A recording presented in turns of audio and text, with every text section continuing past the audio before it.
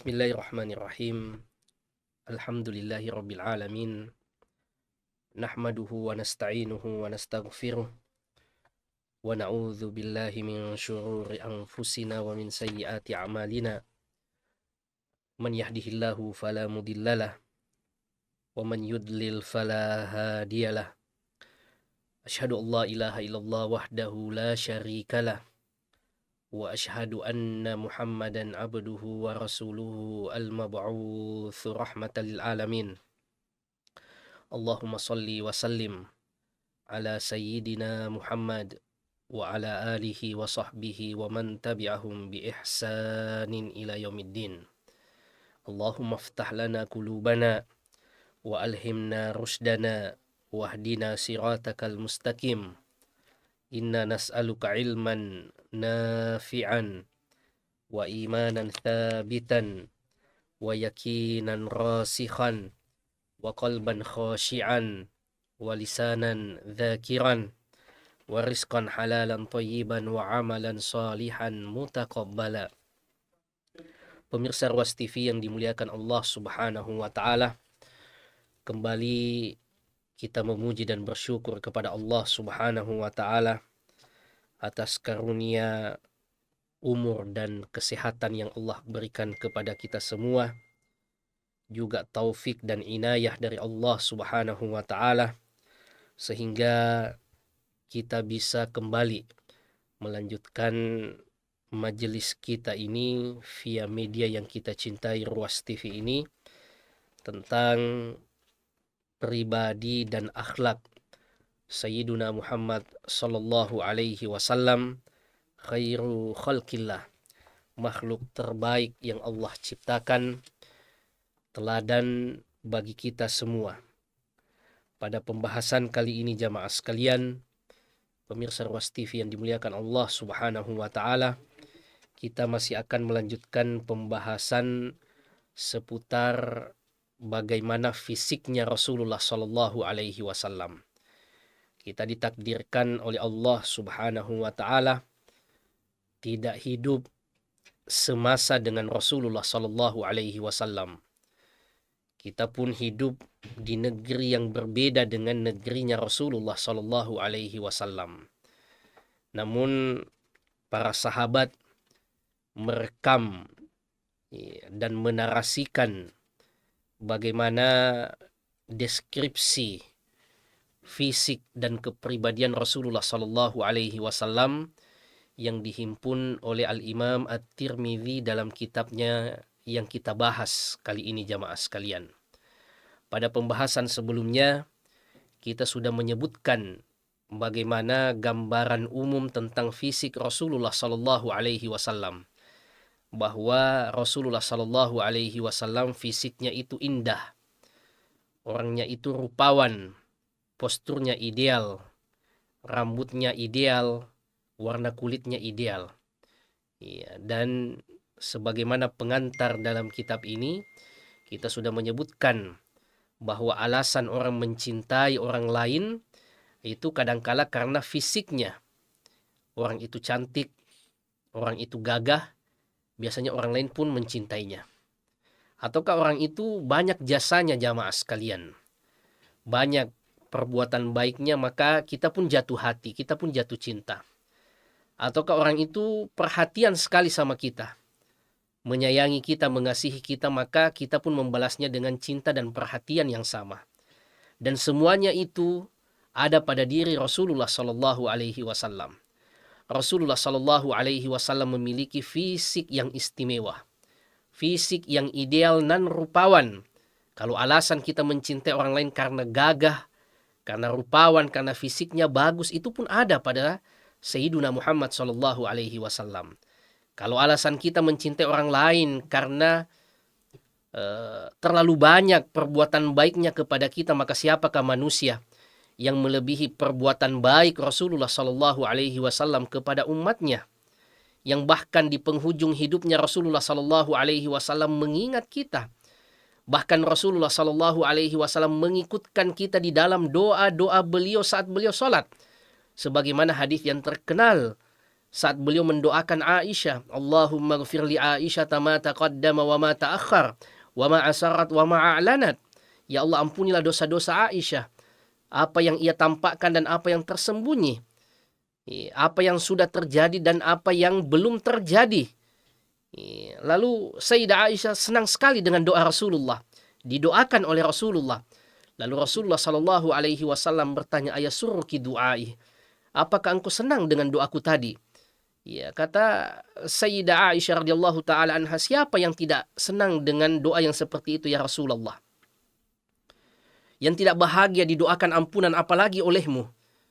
Maka Rasulullah Shallallahu Alaihi Wasallam menyebutkan bahwa doa yang sama Rasulullah Shallallahu Alaihi Wasallam pakai doakan untuk seluruh umatnya, untuk kita ini jamaah sekalian yang dimuliakan Allah Subhanahu Wa Taala. Betapa perhatiannya Rasulullah Shallallahu Alaihi Wasallam yang dengan petunjuk beliau untuk keselamatan dunia dan akhirat kita, yang dengan sunnah-sunnah yang beliau ajarkan untuk kebaikan-kebaikan umatnya.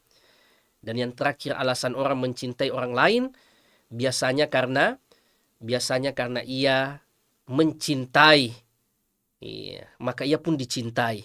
Dan itu pun ada pada Rasulullah Sallallahu Alaihi Wasallam, orang yang sangat mencintai umatnya, sangat perhatian terhadap umatnya.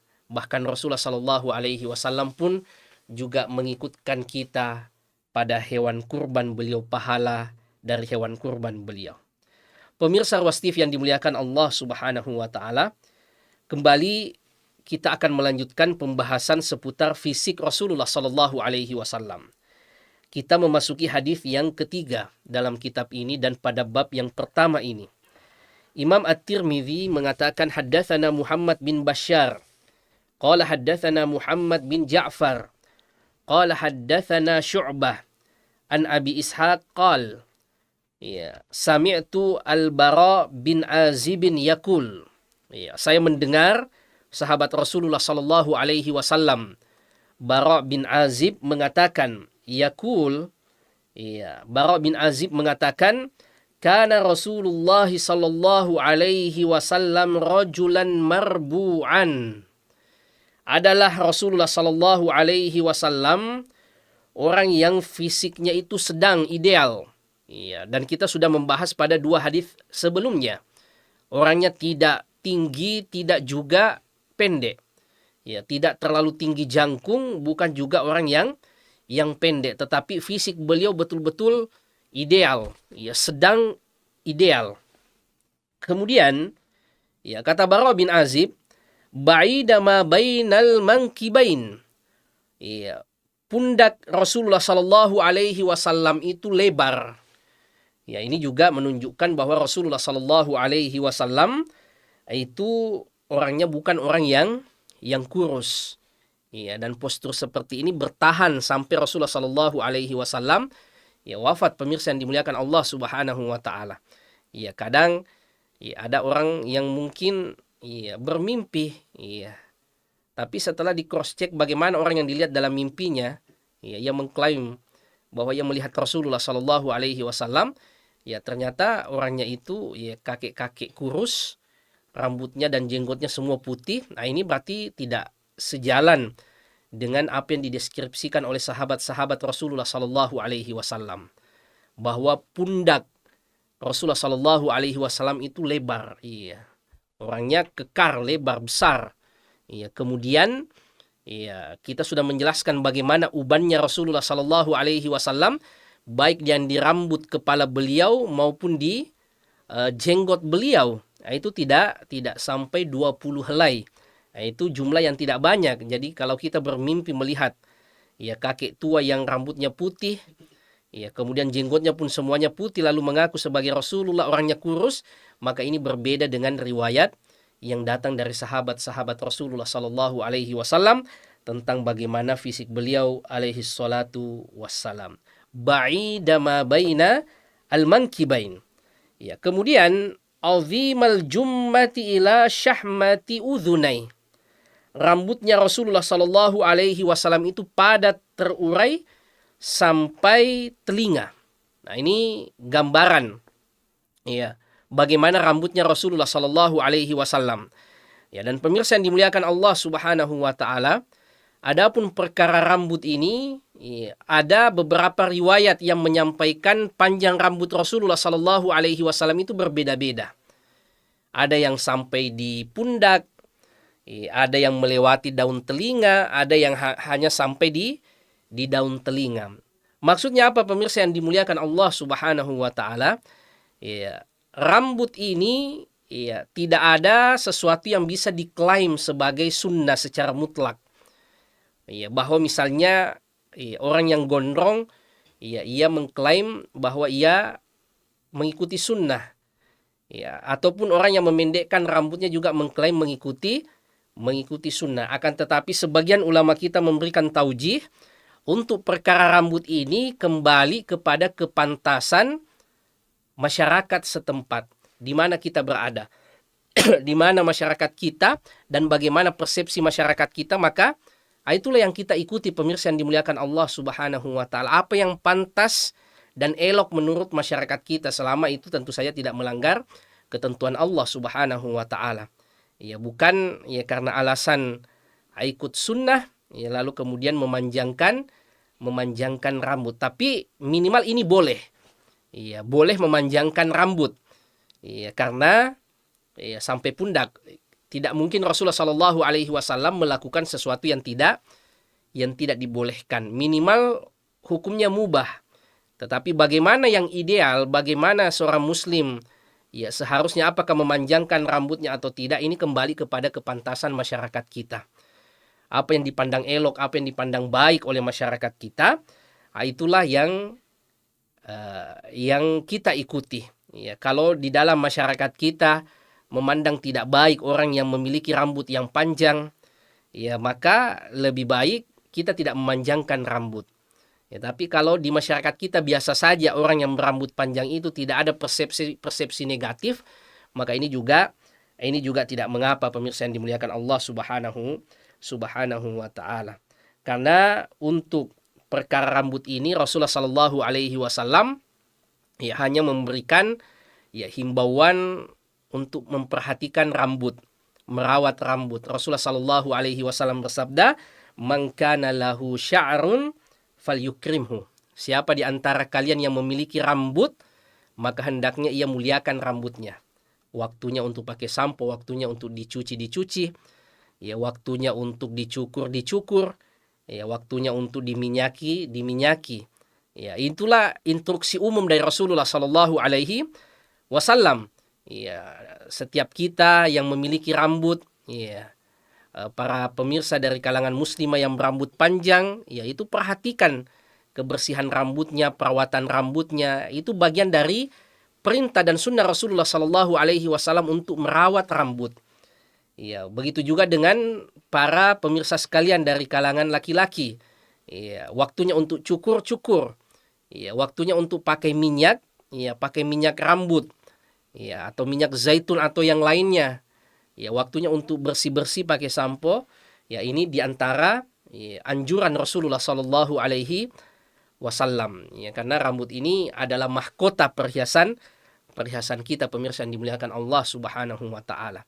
Adapun perkara mencukur, tidak ada instruksi khusus dari Rasulullah Sallallahu Alaihi Wasallam kecuali pada saat akan tahallul. Ya. Ini disunnahkan, dianjurkan untuk mencukur rambut. Ya, bahkan ya lebih afdol pada saat tahallul itu, selesai umroh atau selesai haji, untuk mencukur habis rambut. Selebihnya jamaah sekalian tidak ada anjurannya. Ya, bukan suatu sunnah di luar daripada umroh dan haji, ya bertahallul untuk kemudian ya mencukur rambut sampai habis.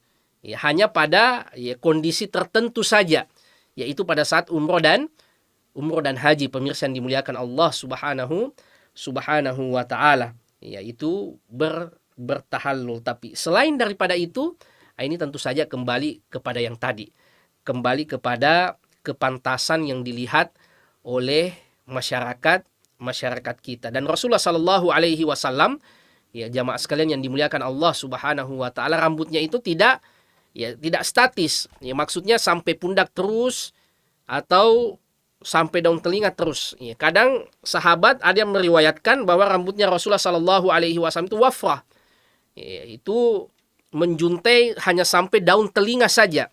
Ada yang istilahnya ya, limmah, ya, yang melewati daun telinga, dan yang paling panjang adalah jummah, ya, yang rambutnya Rasulullah Shallallahu Alaihi Wasallam itu sampai di pundak. Ya, maka ini menunjukkan bahwa tidak ada ukuran rambut tertentu, ya, yang menjadi standar kesunahan.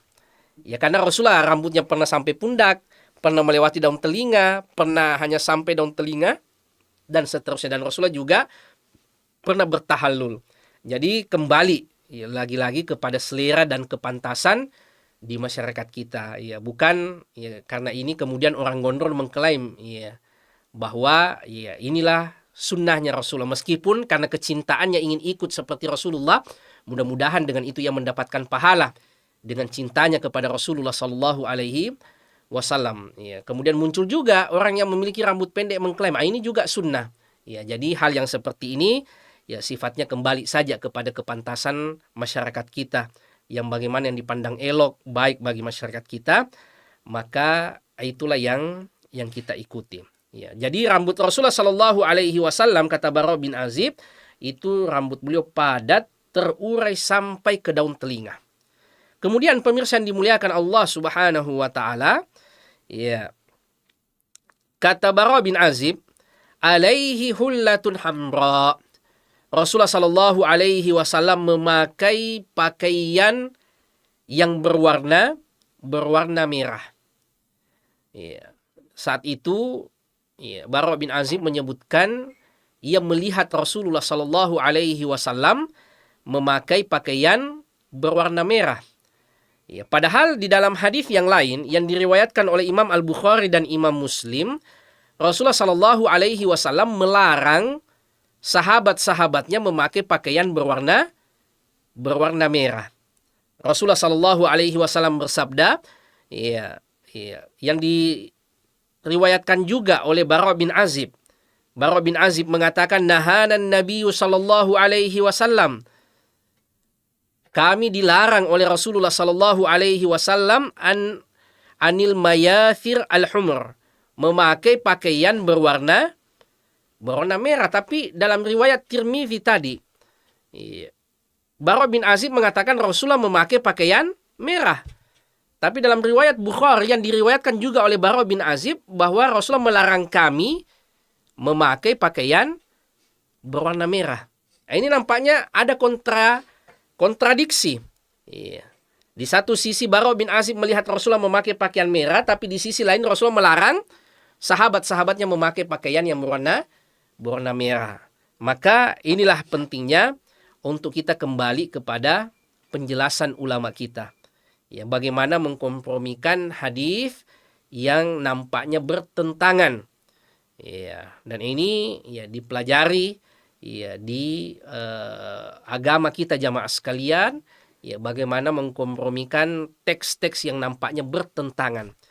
Yang paling pertama tentu saja al-jam'u wat taufiq, berusaha mengharmonikan dua teks yang nampaknya bertentangan untuk diamalkan dan dikompromikan. Ya, seperti pada hadis ini bisa dikompromikan sebagaimana penjelasan ulama kita bahwa yang dilarang oleh Rasulullah Sallallahu Alaihi Wasallam adalah pakaian berwarna merah yang tidak tercampur sama sekali dengan warna yang lain sedikit pun. Tidak ada motif warna lain, ya, tidak ada sedikit pun warna lain kecuali hanya warna merah. Ya, ini yang terlarang. Adapun yang dipakai oleh Rasulullah Sallallahu Alaihi Wasallam yang dilihat oleh Bara bin Azib, ini bukan warna merah yang betul-betul 100% merah. Ya, tetapi mungkin ada motif dan warna lain, dan ini boleh saja. Ya, boleh saja kita memakai pakaian yang berwarna merah selama ia tercampur ada warna yang lain sedikit.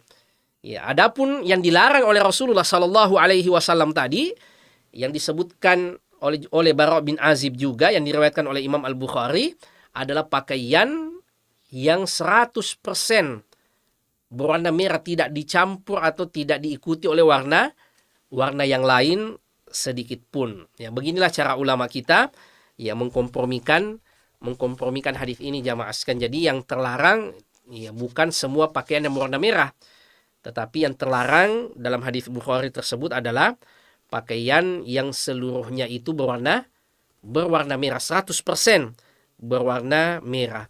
Kemudian Bara' bin Azib mengatakan, ma ra'aitu syai'an qattu ahsana minhu. Saya tidak pernah melihat sesuatu apapun yang lebih baik, yang lebih indah dari Rasulullah sallallahu alaihi wasallam.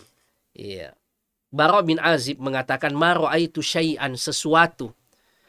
Bara' bin Azib tidak mengatakan ma ra'aitu rajulan. Saya tidak pernah melihat orang yang lebih indah, lebih baik daripada Rasulullah. Bara' bin Azib tidak mengatakan seperti itu. Tetapi Bara' bin Azib mengatakan, ma ra'aitu syai'an. Saya tidak pernah melihat sesuatu yang lebih indah, lebih baik, lebih elok daripada Rasulullah sallallahu alaihi wasallam. Maksudnya apa pemirsa yang dimuliakan Allah Subhanahu wa taala? Mau manusia, mau benda mati, mau apapun itu yang terlihat oleh mata, maka tidak ada yang mengalahkan keindahannya Rasulullah sallallahu alaihi wasallam. Karena sesuatu ini sifatnya luas, umum. Ya. Apakah itu manusia atau benda mati? Karena kadangkala ada sesuatu yang sebenarnya tidak bernyawa, benda mati tetapi nampak indah sekali.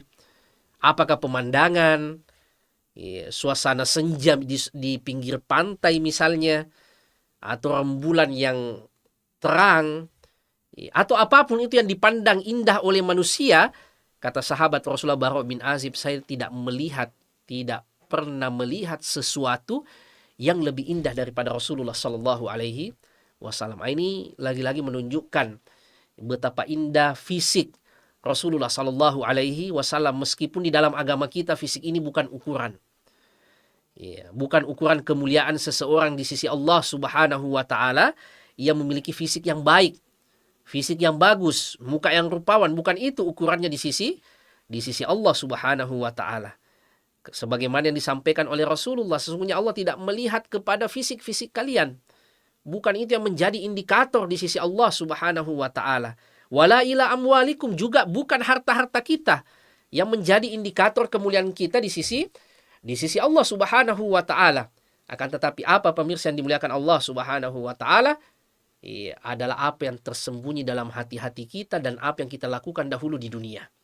Itulah nilai kita di sisi Allah Subhanahu wa ta'ala. Meskipun fisik bukan menjadi indikator kemuliaan seseorang di sisi Allah Subhanahu wa ta'ala, tetapi ada hamba-hamba Allah yang Allah beri keutamaan dengan fisik yang rupawan. Di antaranya tentu saja adalah Sayyiduna Muhammad sallallahu alaihi wasallam. Bukan cuma hatinya yang indah, tetapi lahirnya pun, fisiknya pun sangat indah. Bahkan kata sahabat Rasulullah sallallahu alaihi wasallam, ma ra'aitu syai'an ahsana min Rasulillah sallallahu alaihi wasallam. Saya tidak pernah melihat sesuatu yang lebih indah melebihi Rasulullah sallallahu alaihi wasallam. Maka pemirsa yang dimuliakan Allah Subhanahu wa taala, mari senantiasa kita berdoa, mudah-mudahan kita dipertemukan kelak, dikumpulkan kelak bersama dengan Rasulullah sallallahu alaihi wasallam di surganya. Karena seperti yang kita sebutkan tadi di awal, kita ditakdirkan oleh Allah di kehidupan dunia kita ini tidak sempat berjumpa dengan Rasulullah sallallahu alaihi wasallam dengan masa dan tempat yang terpaut jauh. Maka mudah-mudahan nanti di surganya Allah Subhanahu wa taala kita dikumpulkan dengan Rasulullah sallallahu alaihi wasallam sehingga kita bisa melihat langsung. Ini yang dulu kita baca hadisnya. Ini yang dulu dideskripsikan oleh Bara' bin Azib, oleh Ali bin Abi Thalib, oleh Anas bin Malik dan sahabat-sahabat Rasulullah yang lainnya. Ataupun di dunia ini mudah-mudahan Allah mengaruniakan kepada kita mimpi untuk bisa ketemu dengan Rasulullah sallallahu alaihi wasallam di mimpi-mimpi kita. Amin ya rabbal alamin. Kemudian pemirsa yang dimuliakan Allah Subhanahu wa taala, hadis berikutnya, hadis yang keempat, Imam At-Tirmidzi mengatakan haddatsana Mahmud bin Ghailan qala haddatsana Waqi' qala haddatsana Sufyan an Abi Ishaq anil Bara' bin Azib. Dari Bara' bin Azib. Hadis berikutnya kembali dari sahabat yang mulia Bara' bin Azib. Beliau mengatakan, ma ra'aitu min zilimmatin fi hullatin hamra. Ya, saya tidak pernah melihat orang yang rambutnya terurai menggunakan pakaian berwarna merah ahsana min Rasulillah sallallahu alaihi wasallam, yang lebih baik dari Rasulullah sallallahu alaihi wasallam. Lahu sya'run yadribu mankibaih. Beliau memiliki rambut yang sampai menyentuh pundaknya. Ba'idu ma bainal mankibain. Pundak beliau itu lebar. Lam yakun bil qasir wala bit tawil. Rasulullah sallallahu alaihi wasallam ya, tidak pendek juga tidak jangkung. Ya, beliau orangnya ideal, posturnya ideal, sedang. Ya. Lagi-lagi Bara' bin Azib ya, sama dengan hadis yang tadi mempertegas bagaimana keindahan fisik Rasulullah sallallahu alaihi wasallam. Kata Bara' bin Azib, saya tidak pernah melihat orang yang terurai rambutnya memakai pakaian berwarna merah yang lebih baik daripada Rasulullah sallallahu alaihi wasallam. Bahkan rambut beliau sampai menyentuh pundaknya. Ya, dan kita sudah jelaskan tadi bahwa perkara rambut ini ya, kembali kepada kepantasan kita. Apakah ia sunnah ataukah perkara yang jibilli? Ya, perkara yang sifatnya sebagaimana manusia umumnya punya rambut. Ya, dan masyarakat tertentu memiliki standar-standar kepantasan mengenai rambut ini. Ya, bagi satu masyarakat, ya mungkin rambut yang panjang itu dipersepsikan dengan sesuatu yang negatif. Tapi bagi masyarakat yang lain ini biasa-biasa saja. Ini kembali lagi kepada budaya masyarakat setempat. Dan itulah yang ada pada masa Rasulullah sallallahu alaihi wasallam. Ya, di masa Rasulullah sallallahu alaihi wasallam dan di masyarakatnya, hal ini biasa-biasa saja. Orang yang memiliki rambut panjang, ya tentu mungkin beda bagi masyarakat yang lain dan dalam konteks zaman yang lain. Ya, bagi zaman yang lain dan tempat yang lain, mungkin rambut yang panjang itu ya dipandang sebagai sesuatu yang negatif. Maka hal ini sebagaimana kata sebagian ulama kita kembali kepada kepantasan masyarakat kita. Ya, kalau kepantasan masyarakat kita ya, atau untuk pekerjaan tertentu itu misalnya rambutnya ceper, ya maka itulah yang diikuti pemirsa yang dimuliakan Allah Subhanahu wa taala, karena ini hanya terkait masalah hal-hal yang sifatnya jibilli, ya, faktor-faktor yang jibilli pada diri Rasulullah Shallallahu alaihi wasallam. Tapi kalau ada yang mengikuti ya, dengan niat karena mencintai Rasulullah Shallallahu alaihi wasallam, maka mudah-mudahan dengannya ia dapat pahala. Ya, bukan ya mau mengikuti mungkin pemain bola yang lagi top, ya memiliki kebetulan rambut panjang, ya kemudian ia juga panjangkan rambutnya. Ya, mungkin seperti ini tentu saja tidak berpahala. Ya, tapi orang yang mungkin memanjangkan rambutnya ingin ikut Rasulullah, mudah-mudahan karena kecintaannya itu dan niat baiknya itu, ia mendapatkan pahala di sisi Allah Subhanahu wa taala. Tetapi yang ideal adalah bagaimana kita mengikuti kepantasan masyarakat kita. Ya, bagaimana mereka memandang rambut ini yang sopan, ini yang elok, maka itulah yang kita ikuti. Adapun di masa Rasulullah sallallahu alaihi wasallam, kata Bara' bin Azib, rambutnya itu sampai menyentuh pundak beliau. Ba'idu ma bainal mankibain, lagi-lagi pundak beliau lebar. Ya, orangnya itu kekar jamaah sekalian.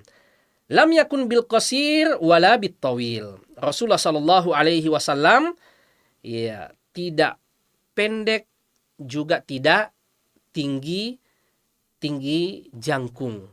Ya, ini sejak di hadis yang pertama. Ya, Anas bin Malik sudah menyampaikan bagaimana postur Rasulullah sallallahu alaihi wasallam. Pertengahan. Ya, tidak tinggi jangkung meskipun beliau tinggi tapi tingginya ideal. Ya, dan juga tidak pendek. Ya. Kemudian rambutnya tidak lurus kaku, juga tidak keriting apalagi sampai keribu. Tapi rambut yang berombak. Warna kulitnya bukan kulit gelap, bukan juga putih terang seperti penyakit. Ya, tetapi putih yang indah, yang ideal.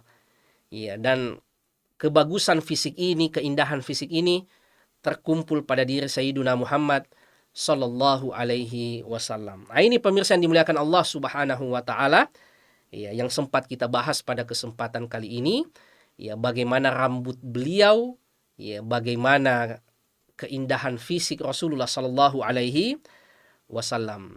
Mudah-mudahan dengan ini kita banyak-banyak mengirimkan sholawat dan salam kepada Rasulullah sallallahu alaihi wasallam, sebagaimana kata beliau di dalam hadis yang diriwayatkan oleh Imam Al-Baihaqi, bahwa yang paling dekat dengan Rasulullah sallallahu alaihi wasallam kelak adalah yang paling banyak salawatnya. Wassallallahu ala sayyidina Muhammad wa ala alihi wa sahbihi wa sallim, wa akhiru da'wana anil hamdulillahi rabbil alamin. Wassalamualaikum warahmatullahi wabarakatuh.